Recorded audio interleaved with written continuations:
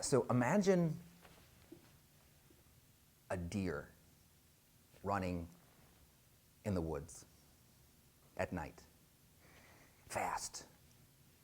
Its tissues and muscles working hard to run as fast as it can. It's not alone. It's with a bunch of other deer, and they're running through the woods, and they're running past the brush and down the trail. And it's not the first deer in the bunch. No, it's like 3 deers back.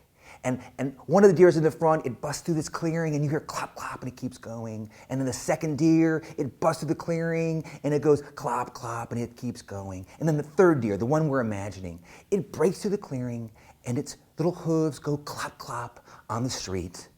And it looks, and it sees these headlights. And it just freezes. Why? Why does that deer freeze in the headlights? Because that car wasn't part of that deer's plan. The plan was to run with the other deer through the woods. But then all of a sudden, bang, headlights, and it just freezes. My name's Greg Tavares, and I've been asked to come here and give a talk about those deer in the headlight moments. About when your plan changes and you have to react to changing circumstances in the moment. The title of the speech was How to Think Faster. What to say when you don't know what to say. Well, I've got some bad news. You can't think faster. There's nothing that I can tell you that'll make you think faster. But you can learn how to react quicker and appropriately and in the moment to changing circumstances. I'm an improv comic, which means I do improv comedy for a living. And I have for the past 25 years. And so that means when I'm performing for a crowd, for an audience, I'm doing a scene with my partner, and there's no plan, there's no script, and nobody's in charge. There's no leader among us. And that's usually a recipe for disaster. But what I'm doing in that scene, I'm not thinking fast. I'm reacting in the moment to my partner. I have this mantra that I say about improvisation. I say, don't go fast, go together.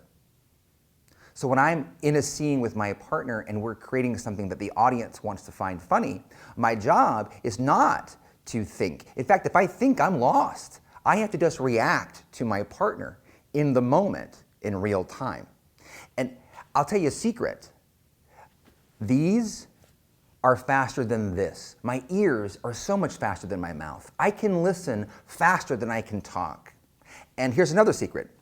The path from my heart to my mouth is faster than the path from my brain to my mouth. So when I'm reacting in real time, I'm listening and I'm not thinking, I'm reacting emotionally. And I know that we have to move forward and react to people in a way that's appropriate. So I've trained my brain to react quickly, appropriately, and in the right context for the conversation. And here's a little step-by-step process. Here's what I do when I need to react immediately. The first step in this step-by-step process is to stop. I put it this way. When I'm doing an improv scene, I've got one foot on the gas and I've got one foot on the brake. So the gas is my plan. It's my proactive thought. It's like I came out here and I want to do this speech or I want to teach this lesson plan. This is my lecture, my PowerPoint presentation. But I keep one foot on the brakes. When we drive, one foot goes back and forth. But no, when I want to be in the moment, I put one foot on the gas and one foot on the brakes. Because the moment something happens in real time, when I have to change, before I even pull my foot off the gas, I'm pushing on that brake. Because the first move in being in the moment and responding to a changing circumstance, the first move the deer needs to do when it sees the headlights is stop the plan and go with a reaction. So step one is focus completely on the thing that interrupted your plan. Focus on the person that interrupts you. The next step in reacting quickly and being in the moment is giving a complete focus on them and what they're asking you to do. And here's what we don't do. Whenever I have a plan, like this talk right now. Any interruption, I treat as an attack. I defend myself against interruptions. And that's why we can't react in the moment. We want to keep our plan going.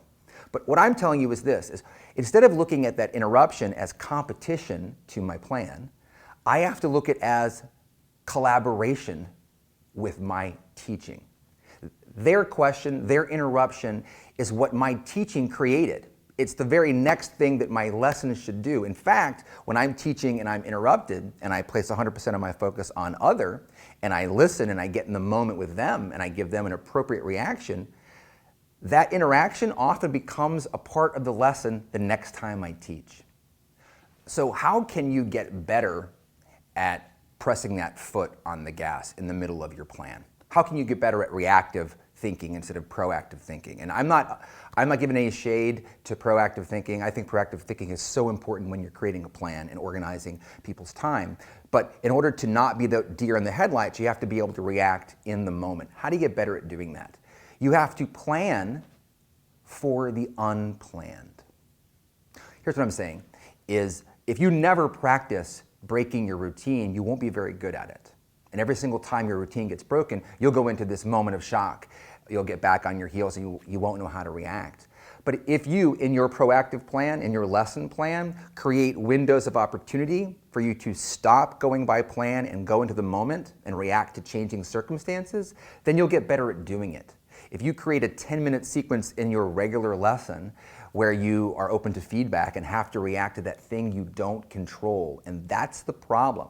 We can't control the changing circumstances.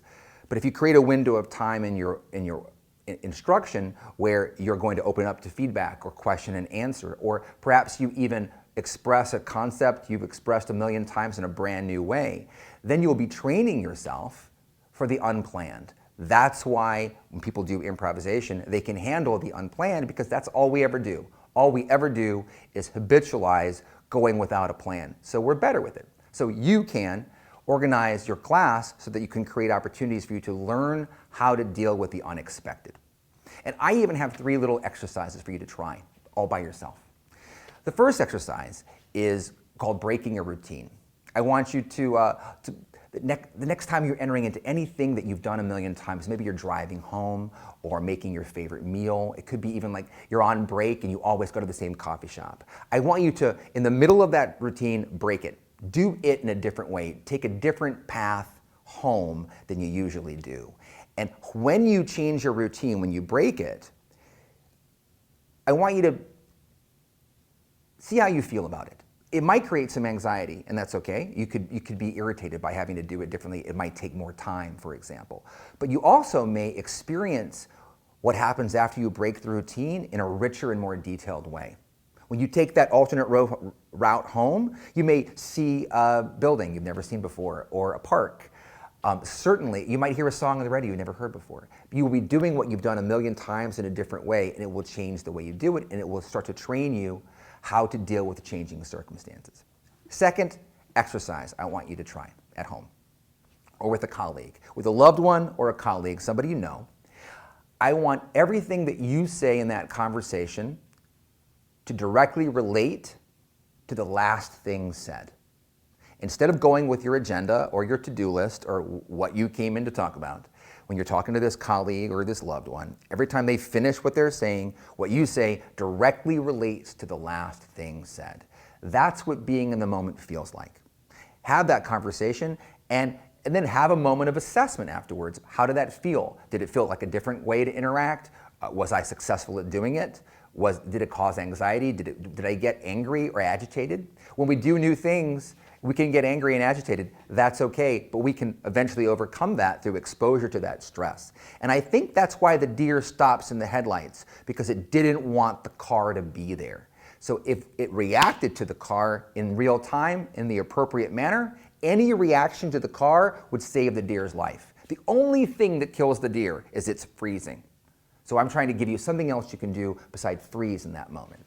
Third little exercise I want you to try is the next time you feel yourself going into autopilot, where you've done something a million times and you're no longer thinking about the step-by-step process to do it, I want you to be able to, 1, be aware, oh my gosh, I just entered into autopilot. I stopped being aware of what I was doing moment by moment, and I want you to turn the autopilot off and go back to manual flight.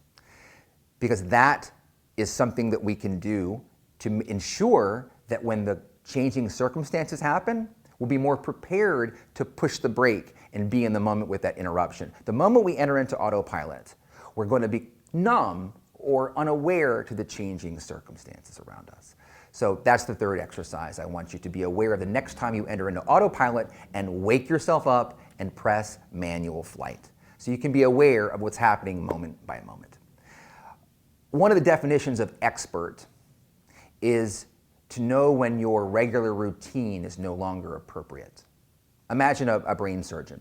They're in the middle of a procedure they've done many times, but something happens in that procedure that hasn't happened before. Perhaps they cut a blood vessel and now the patient is bleeding. I obviously don't know what I'm talking about. But if they continue just to go by their routine or the procedure, the patient would die. They have to know when their routine is no longer appropriate for this situation. And that's what being a deer in the headlights is, not being able to read the room and know, oh my gosh, the situation changed. My plan is no longer appropriate. I have to react in the moment to a changing circumstance. And my life as an improviser has taught me to do that because all I ever do is react in the moment to changing circumstances. It's not about thinking fast. It's about listening, putting all my focus on other, and then reacting appropriately in the moment for that circumstance. So you're doing a lesson and somebody asks you a question, maybe they even interrupt the lecture, and they ask you a question that you don't know the answer to. Let me give you a little step-by-step process where you can be in the moment with that student. First step is you've got one foot on the gas and one foot on the brakes, and you pump the brakes first. Before you even take your foot off the gas, you've already stopped the car. And put 100% of your focus on the thing that interrupted you. Remember, you're going to probably be looking at that interruption as competition or as an attack on your lecture. So you want to make sure that you can overcome that and look at it as collaboration, something that came out of what you were saying. So the first thing is put 100% of your focus on other. Second, you get in the moment with that person and you listen with compassion, empathy, and understanding. And here's the big thing. Step 3 in my make sure you can respond to any interruption with power and with grace and with the ability to give them what they need. You have to be totally okay with the answer to their question being, I don't know, let's find out. You can't get your ego involved that you must answer all the questions with the information they're asking for, because that is control. And in this moment, what I'm doing is I'm surrendering my control, which is I have this plan, and I'm giving myself over to what's going to happen during the interaction with the student. So that's what I do when I don't know the answer. I say, I don't know, let's find out.